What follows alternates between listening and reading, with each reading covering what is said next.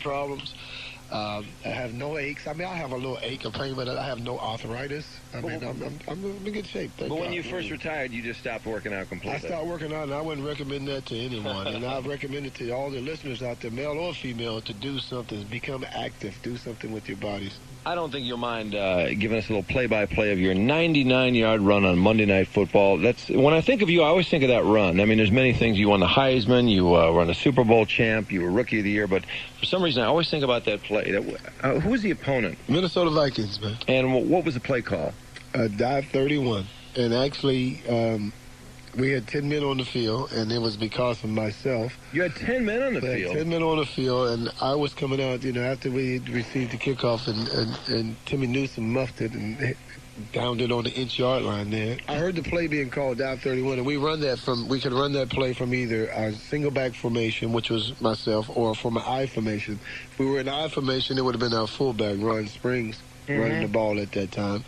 And so, I figured, we wanted to get something done, so I said, well, we'll call it from the Jayhawk formation, which is single back. No, I'm only kidding. I always tell Ron that if he was in there, it would have never happened. So. When did you know you were gone? What yard line?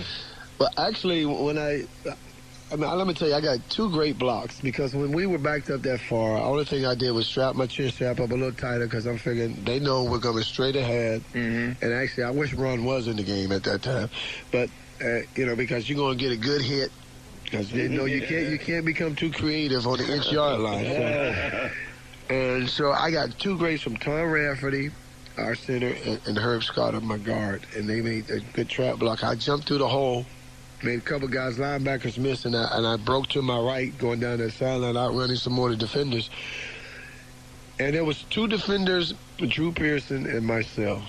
And I always tell my receivers, look, guys, you don't need to make crushing blocks. Don't clip anybody. Just get in their way, and I'll make the rest happen. And Drew was, I could see as we were going down the field, Drew was from behind, his legs were started going every which way, and I'm thinking he's fatiguing a little bit. So I said, I better make a move. Drew threw at one of the guys, actually knocked him further downfield.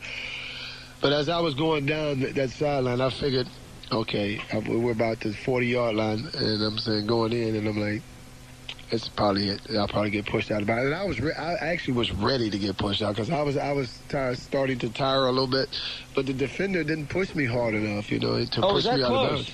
I was right there on the sideline. If he had put a little more push in his shove, I probably would have went on out of bounds there, but he didn't push me hard enough, and I tied up the sideline and ended up setting the NFL record. Were you the team the 49ers beat with the catch? I was on that team. That was you guys. Why do you bring that up? Why do you bring that up? We got a smart-ass 49ers fan back here. It's funny, I didn't remember that it was the Cowboys, but that had to be the most brutal loss of your career. I tell you, when you talk about staying with you and getting over a loss, now, when you lose by 1 point and something like that, that's hard to get over. Mm-hmm. It's hard to swallow, and especially... I don't care what nobody says. And I hear Joe all the time says he wasn't throwing that ball away. But from my vantage point, there's no way a quarterback throws a ball like that and expects someone to catch it. There's no way. But, you let them tell it. They practice that play every day of the week. So. That's funny. I was trying to think of some of the great playoff games you played, and there's so many. Of course, there's the Super Bowl with Pittsburgh. You were in the 35-31 game, correct? Yes, sir. And poor Jackie Smith. Yeah. I mean, great tight end. All-pro many, many times, and all people remember him for is for dropping that touchdown, which would have tied that game. Yeah. But that was obviously a horrible loss. Let me talk about Jackie. Jackie was a great player. Jackie Smith, he went into the Pro Football Hall of Fame in my class in 1994. Oh, is that right? And my hat's off to this gentleman. Coach Landry brought him out of retirement. He played for the old St. Louis Cardinals at that time, and he used to tear up the Dallas Cowboys year after year, catching all kind of passes, running over defenders and all of that stuff. And he was retired. And we were having some problems at tight end, and Coach Landry talked him into coming in. One of the incentives was telling him that, you'll get to play in the Super Bowl. And he did get to play in the Super Bowl. The unfortunate thing about it is he missed an easy catch. And I just don't feel that should be what his career is all about. This man I agree. He's a Hall of Famer, and I hate for people to remember him just because of that. But, I had a great year, 1 year with him. He's really a pro's pro, and I tell you, he taught me a lot. Now, how do you console a guy like that? I mean, after the game, I just imagine Jackie Smith in the locker room just with his head down and never even wanting to go out and face the media. But how do you console a guy after something like that? I mean, it's so big on that stage. It's tough, that's only one play, man. It's not the play. It's only one play in many plays that make up a ball game. So one play.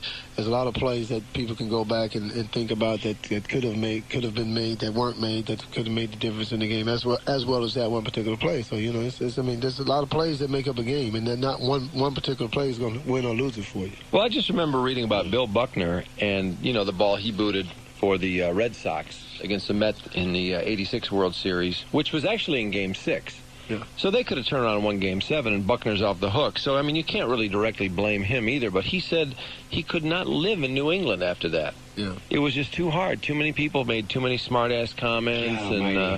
It just, his kids had a hard time. And, I just wondered if that was... I think that would be the toughest thing under that scenario is your family, the issues that your family have to go through, your young kids and all of that. And it's cruel. It's cruel because, when you look at these athletes, they're one of the best athletes on this earth. And, they do make mistakes, too. But, it's something that becomes a focal point of one's thoughts about the guy. And it's really not fair. You get yourself out there in that position in that pressure and see how you would react. Well, I love Bill Buckner. I was a Cubs fan growing up, and he was a great stick for them and good stick for the Red Sox. And Jackie Smith, as you mentioned, great career. I didn't realize he went in the Hall of Fame in your class. So who else went in your class? We had Jimmy Johnson, the San Francisco 49ers. Okay, not the coach. Your team. We had not my team. We had Bud Grant, and we had Leroy Kelly. Oh, wow, Leroy Kelly. God, he was great when I was growing up. And, of course, I can't forget my teammate, Randy White. Oh, man. Oh, Randy White. No kidding. Slip up there. How many guys off those Cowboy teams of the 70s and 80s are in the Hall of Fame? Not enough. Who's missing? Who should be and that isn't? Rayfield Wright. Rayfield Wright's not in. Rayfield Wright should be in there. I think Drew Pearson should be in there. I think Ed Jones is qualified to be in there. I think Harvey Martin qualifies. Well, Too-Tall was a Super Bowl MVP. When you look back at that era, if we had beat Pittsburgh, and I don't know, this is our thoughts. If we had beat Pittsburgh, we would have won more Super Bowls in the 70s than they did, and we would probably have more players in NFL's Hall of Fame than what they do. But being that they beat the game, they got more players in than what we have. But it seems like they got about every starter on that team in there. Just about everyone. And when you look at the numbers from our players, they match up. Oh, yeah. Yeah, man, we got to talk about tackling men's health, man. Again, you got to let the viewers know out there. If they want some information, they can call 1-866-NFL-HEALTH or www.tacklingmenshealth.com, and they can get the playbook and find all the little tidbits about staying healthy. Tacklingmenshealth.com. Now, is it fun to work with Mike Ditka? Because I know you guys are both in the same program. That's my homeboy. Mike's from Aliquippa. We're from the same hometown, went to the same university. We went to play, both of us played for the Cowboys. So it's a good mix, man. It's a good fit. I love Iron Mike. He's a good guy. You guys ever spend any time together at night doing any gambling or?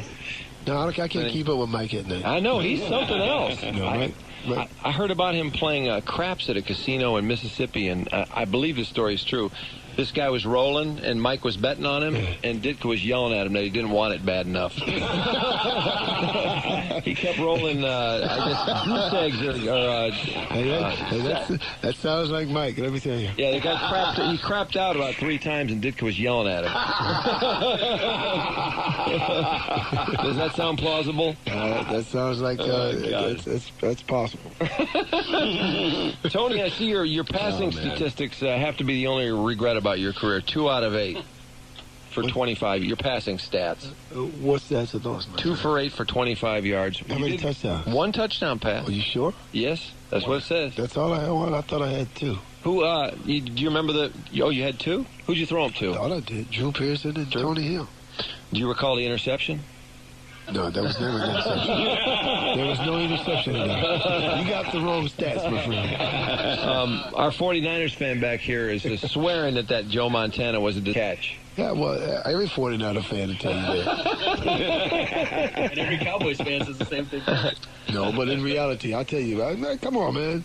Come on. And you weren't on the sideline. I was there. I was there. I saw where he was throwing that ball. I was standing right on the side because he was running towards our sideline because Ed Jones and Harvey Martin and Bethea was in hot pursuit of him, by the way, and he just lost it there. I mean, he just looked when it left his hand and said, "Oh, it's going up in the stands." And Emerson Walls was just a hair too small and couldn't catch that. He was on Clark's hip, but perfect pass. How many passes have you caught in there? Oh, boy, 12 years in the NFL. Amazing. How can a running back last 12 years taking all those hits? Hey, man, let me tell you, I was blessed. I was a lucky man. And again, you know, we talking about tackling men's health. I mean, I paid attention to my body. When I was hurt. I took care of my business. I made sure I got myself healthy again. But I feel very fortunate to this day to be in the condition that I am in because, you know, as football players, we become conditioned or brainwashed, whatever you want to say from the time you start playing that you got to play with pain. And I played with a lot of pain and played with a lot of injuries that maybe I shouldn't have played with, but I'm blessed to this day that I'm not limping or not in a lot of pain, so I thank God for that. And you missed out on all those troublemakers in Dallas, too. You left Dallas before all the troublemakers got there, didn't you? Well, I don't quite know what you're talking about. There's never any troublemakers in Dallas. What are you talking about? You know, the White House. It's in Washington, D.C., man. That's what President Bush is. What's wrong with the White House? Tell me, huh? It's time for you to Bush go. wouldn't like that. Hey, Tony, thanks a million for coming by. Tackling Men's Health is the website, tacklingmenshealth.com. Tony Dorsett, it's been a pleasure. It's my pleasure. 1-866-NFL-HEALTH. All right. Thanks again, Tony. Cool, man. See you guys. Whoa, is he in shape, man? Look at that flat stomach. Yeah. God. Boy, imagine being that kind of health. I want to run down the hall and tackle him, blindside him when he doesn't realize it's coming. No, you just Wouldn't that be bounce something? off him. I'd probably just hang on him and run down the you'd hall. hurt yourself. He wouldn't even move and you'd be hurt. I'll dive at his feet and take one out. No, sir. That is amazing. 12 years of taking hits in the NFL, Yeah. and he doesn't limp, nothing.